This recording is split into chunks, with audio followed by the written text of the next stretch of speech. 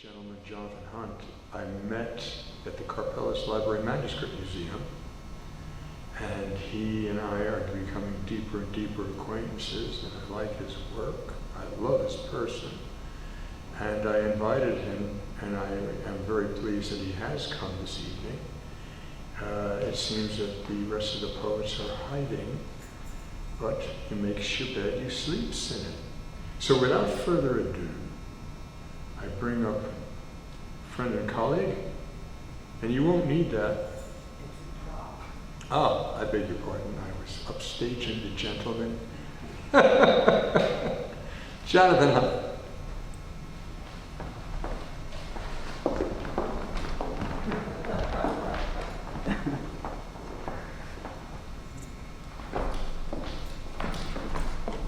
Thank you so much, Hayden, for that warm introduction. The climate that we live in causes us to have to do this part. I'm glad to be here this evening and to be able to share a few of my thoughts. The first poem that I'll be reading this evening is called Not Enough. And I guess these were the thoughts that that dominated my mind as I was a younger person. So I still like to chuckle and laugh at these, and so I'll read it with you now.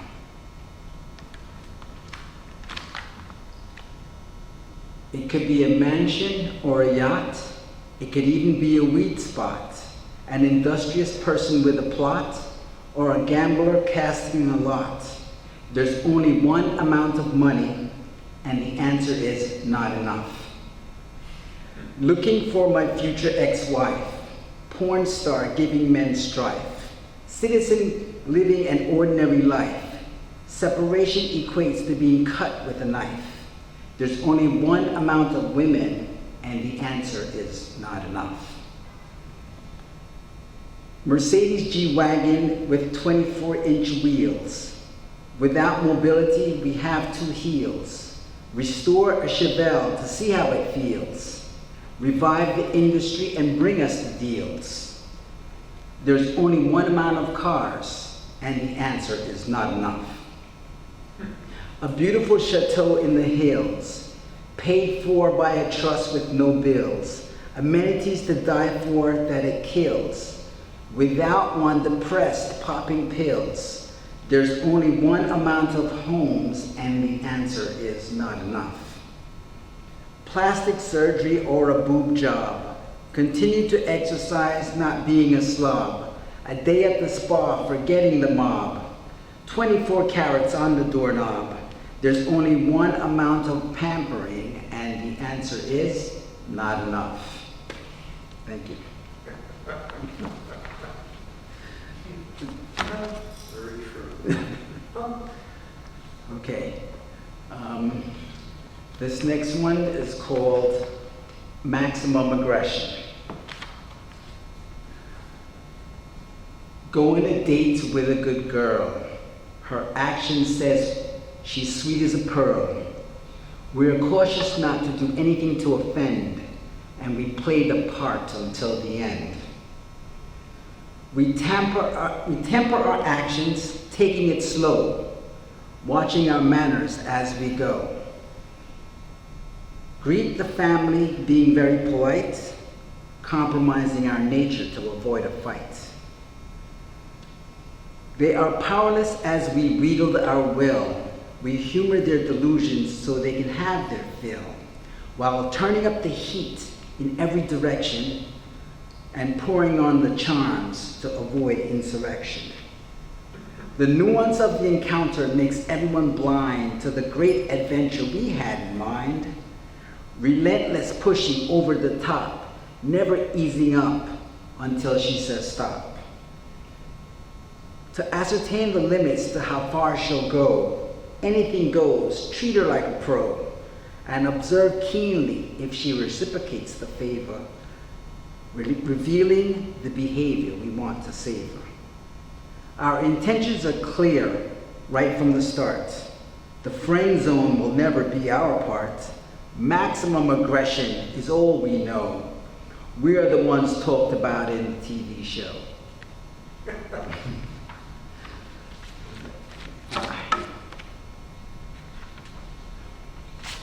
Okay, this one is of a different nature, and the name of it is called My Cuddy, My Buddy.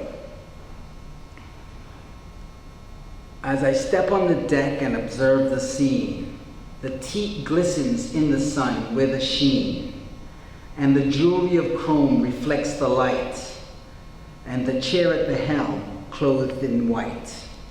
We dance on the water to a steady pace, the wind in my hair and the spew on my face. Playing with the toys to ensure we don't crash. The ensemble of engineering looks great on the dash. Transom, steering, and furniture all made of wood. The performance and function are all good. The warmth and tradition heightens the feeling. The experience Ahab needed for healing. Docking commences a ballet of skill. Bow out, stern in, I win, scratches nil. Anchor and line spun like by design.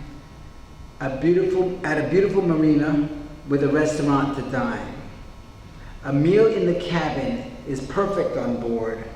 A nice bottle of wine, chilled and poured. The pièce de résistance is what I like best. Engage on the water with legs east to west.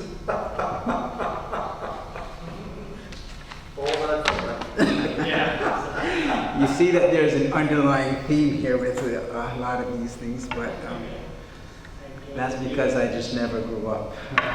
Thank God. Okay, the next poem is called The Idiot Box. And I guess you can take a gander to what it is at the end. A medium of unilateral communication in the right hands can control a nation. Unimaginary monetary gains at their disposal by presenting a network executive with the right proposal. As insects are attracted and drawn to a light source, the screen hypnotizes and manipulates us by force, draining away time, our most valuable commodity, sending the masses on an unusual odyssey. Presenting the standards for our social norms, saturated in propaganda, we inadvertently conform. Watching lunacy delivered through fake news, from infancy bombarded with subliminal clues. Mongers peddle their wares through this medium. Airtime comes at a very high premium. Be prepared to be swindled by the man behind the mask through the entertainment centerpiece of the middle class. From a large wooden box to an interactive flat screen, this electronic system of transmitting images can make you a fiend. Unplug yourself from the control of the conglomerates and the FCC. Liberate yourself with life and set your mind free.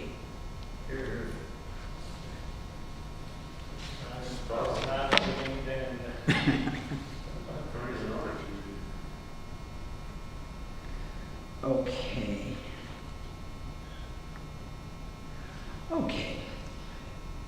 The next one is called The Beginning.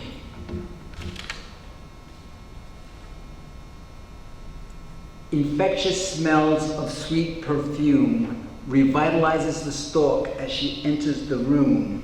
Pollinating spores produce a giant mushroom.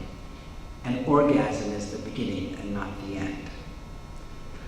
From that sensual embrace to ecstasy on her face when caressing that special place, an orgasm is the beginning and not the end. Lost in a place that harbors no ill, back and forth to the pace of the mill, a gush of wind causes the nectar to spill. An orgasm is the beginning and not the end. vibrant and alive, consuming the fruit, menaced by the stigma of ill repute. The tree of life will not uproot. An orgasm is the beginning and not the end.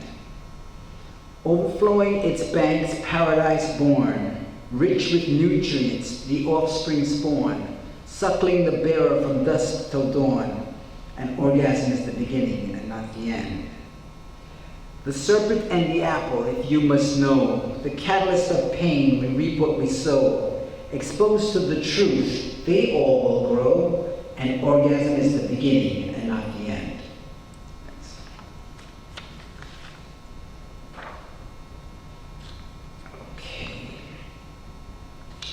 Okay. Dancing to the music in my head. And this is a very short one, because there's not much here.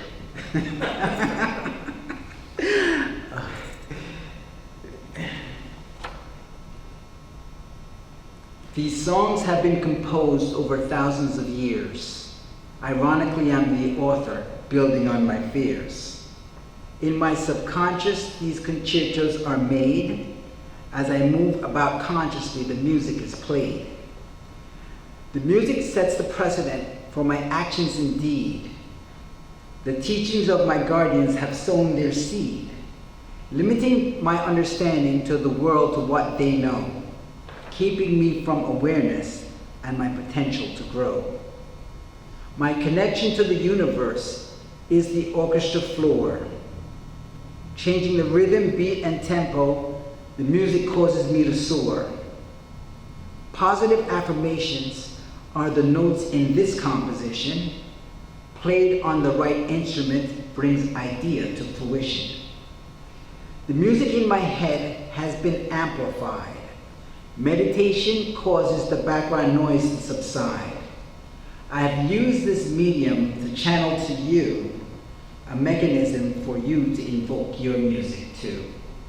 Thank you. Okay.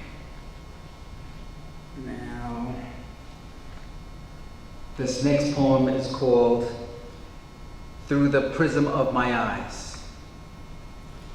Seamless connectivity is on the rise. Government technology are the spies, using the web to connect us all, controlling every beck and call. Agrarian to industrial to service to AI, societal shifts, conform or die. Artificial intelligence decides how we think. Information through sound bites pushes the brink. Programmable human beings are the goal. Condemnation to servitude, never bought or sold. All under the guise that is beneficial for society. Subjugation presented as an act of piety.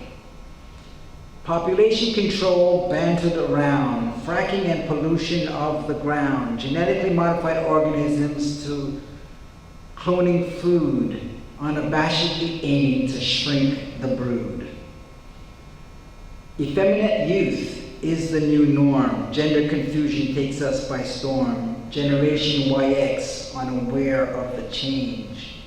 Only entitlements don't feel strange. Social media now a political tool. Drone warfare being used in order to rule. Nuclear weapons once a fad of a nation. Orange, the new black, is our creation. Thanks. Composed of a unified field of intelligent energy, the universe itself is a living and conscious being.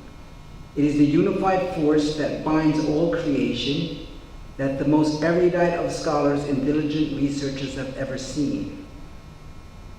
Infinite love and wisdom emanate from the source of creation that's found within every fiber of everything that exists.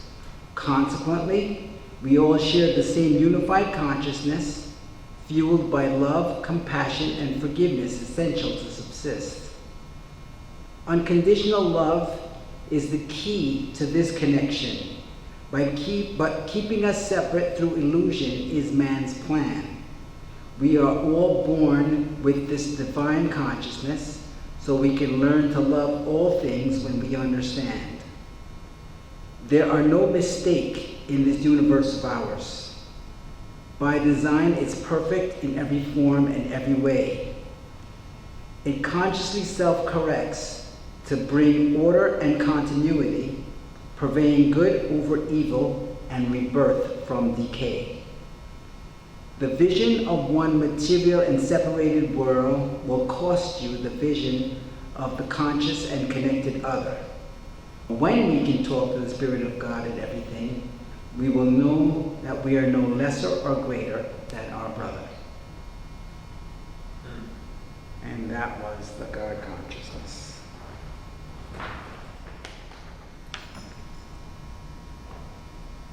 The controlling nature of man's way is to be the master of all we survey. We attempt to dominate the environment by transforming the planet as a requirement. We are an integral part of the universe, but we seldom put our planet first. It's typically viewed as an unlimited resource we exploit as if there can be no recourse. The Renaissance ushered in a new trend of thought. Monarchs indulged in all classical influences well bought. We saw the splendor of the gardens of the Palace of Versailles, exemplified dominance and control, the beauty caught our eye. As enlightened thinkers putting rationalism first, the Industrial Revolution brought out the worst. The population grew and we paved the way for cities' deforestation and pollution we see today. We have changed the course of rivers and redefined the terrain. We can seed the clouds and cause it to rain. We build dams and control how we irrigate the land. Canals across continents demonstrates the power in our hand. The earth is plagued by human infestation. It wreaks havoc on the planet from overpopulation. How long will the carnage continue to gestate? When will nature eradicate the reprobate? Terraforming the planet has been one of our goals. Chemtrails at an incredible cost, and the saga unfolds. We cannot fathom the consequences of this action, but with or without man, nature will have her satisfaction.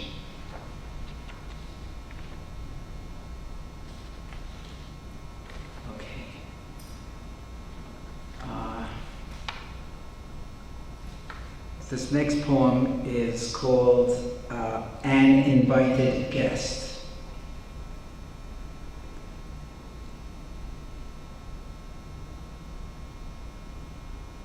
You would like her to come like a soft breeze in the night. You would like her to come when the timing is right. When she is here, you should not expect a fight. A glimpse of her face is a spectacular sight. No one should feel guilty or angry because she came here. No one knows the peace and solace when she is near. As she comes to you, have no fear. Embrace her wholeheartedly. Let that be clear. No need for ambivalence when faced with her arrival. The permanence she brings, there is no rival. The steady knock at the door means the end of your survival. She is an invited guest. There will be no reprisal. The stigma that is associated with her name is unwarranted. Not all death is the same. The life you lived was not a tragic game. Know that it was complete. No one is to blame. That was an invited guest. Now, the next one, and these are all short, by the way, is The Price of Peace. What does it cost for peace in this land? If you're an enemy of the state, we will get you on demand. We will cross any border, and that's a reality, having no compunction for a civilian casualty. What rights must we relinquish for peace in this land? 1/3 of your income leaves little in your hand. School shootings mentioned as a justification for gun control. The Second Amendment challenge, that's a heavy toll. What politics must we choose for peace in this land? Democratic, Republican, Independent, where do you stand? The shrewd has ascertained there is really no choice. It's all the same political ideology, and you have no voice. What sacrifices must be made for peace in this land? Exhaust all raw resources to develop a brand. The land of the free and the home of the brave. Pipelines over environment, green meadows we will pave. What must we do for real peace in this land? Have a balanced approach. The taste won't be bland. Be cognizant of the biosphere where we dwell. The price of peace shouldn't lead us to hell.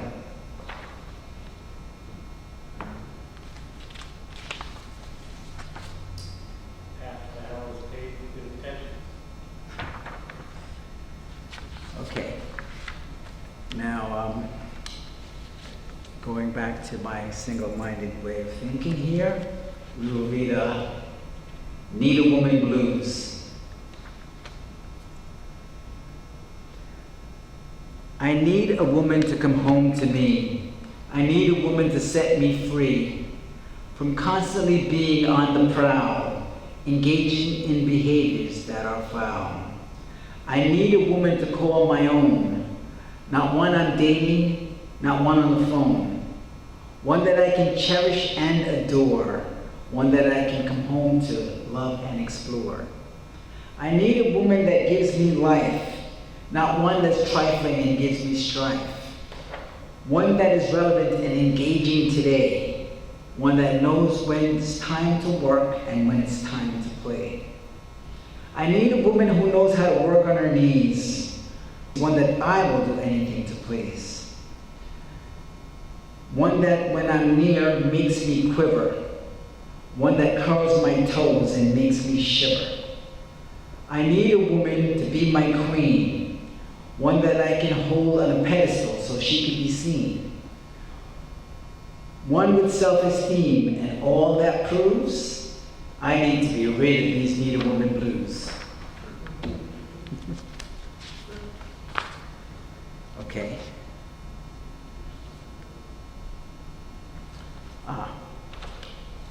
This next poem is called Winning. And I guess the first line, or the first two lines, are not my own.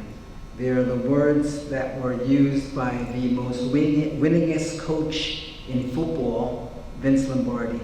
And before every season, he would pick up a football and say the thing, "This is a football."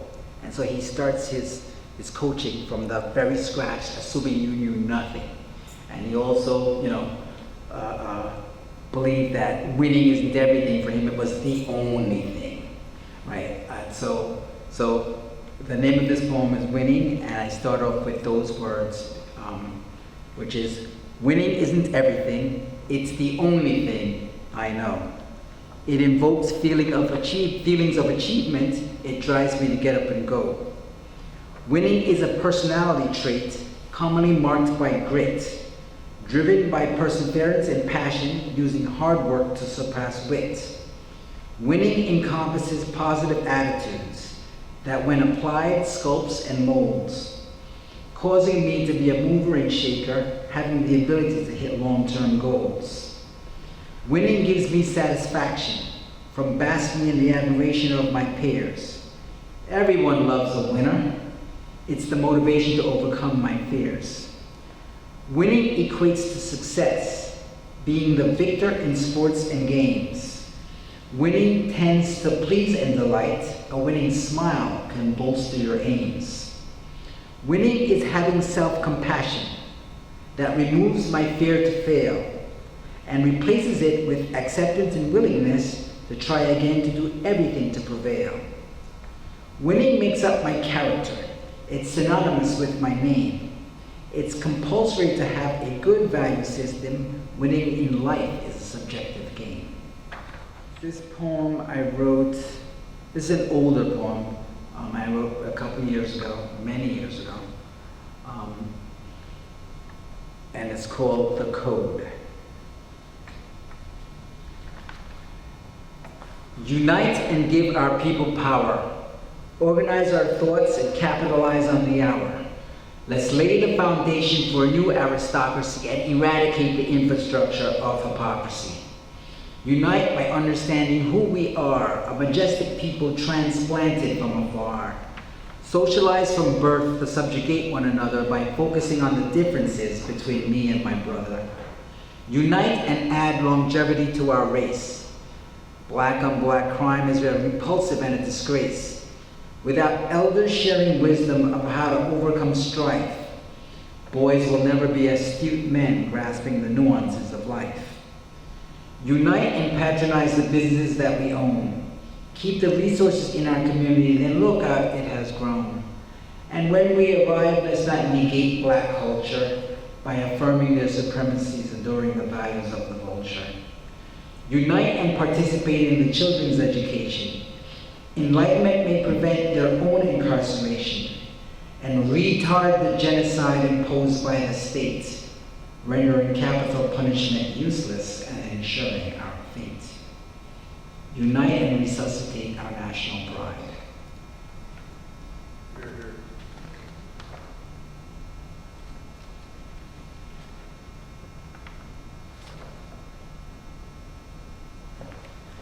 Okay.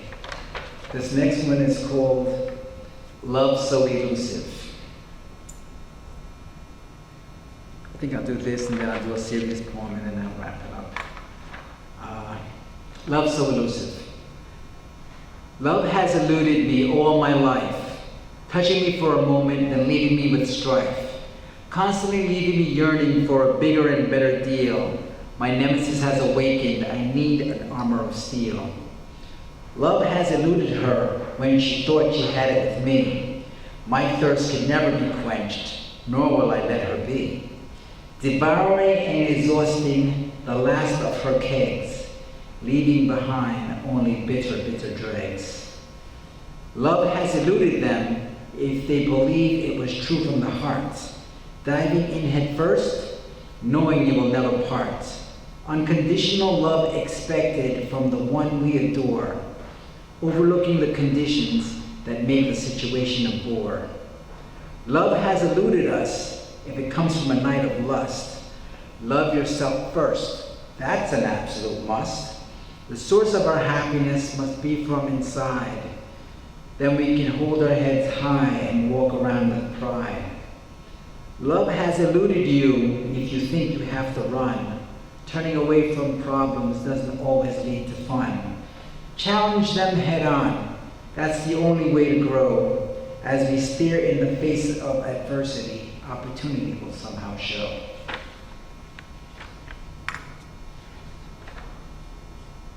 Oh. Okay, two more. This next one is called Don't Judge Me. Don't judge me because of the style of my hair. It's a facade, let's make that clear. The barometer of my character is not worn on my sleeve. Save your incendiary comments, there will be no reprieve. There is no test to determine who has the heart of a champion, but grit I hold close as my companion. Benevolence and achievement are the values that prevail. Ambivalence towards success will guarantee you fail. He that is without sin may cast the first stone. There is no man beyond reproach, so make it known. Behind the concrete wall, a conscientious person resides, with a clear, concise mental picture and an eye on the prize. The dichotomy here may appear to be a contradiction, a culturally relevant statement presented without restriction. One without the other is a fraction of the whole, a new mainstream narrative that's stronger and bold. Don't judge me until you've walked a mile in my shoes. You will see a discipline and emotional stability, but never confused. Always being positive when life throws you its worst, breaking the stereotypes of bondage and unmasking the curse. And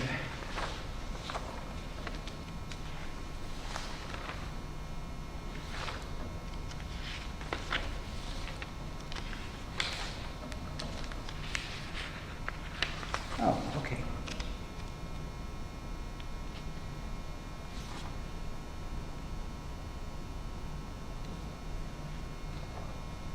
So the last one I'll be presenting this evening is the games.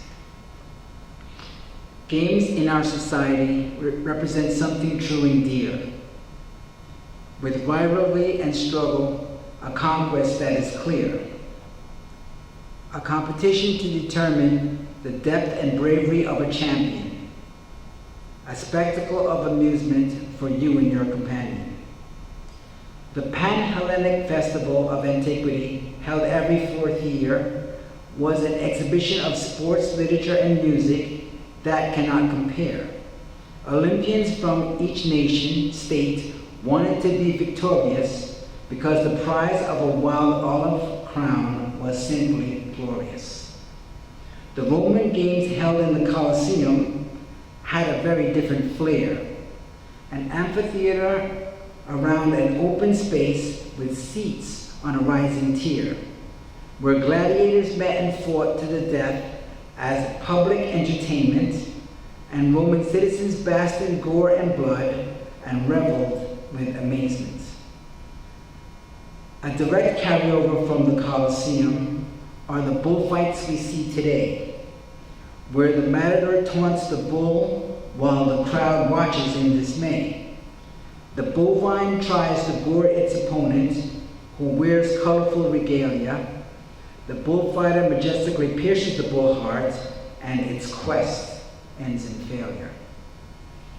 The Colosseums of today are the sports complexes and stadiums where they are vital to our way of life, more valuable than uranium. The gladiators are the athletes, like the boxer and the football player, wiping out the opponent. Wiping out the opposing team is the equivalent to being a slayer. We have taken our gaming to a new plateau, and it's in every home. An arena that gathers millions of people, but has no stadium or dome. This digital world has all the trappings and allows us to kill and maim, using this electronic medium of entertainment we call the video game. And that's my presentation for the evening. Thank you.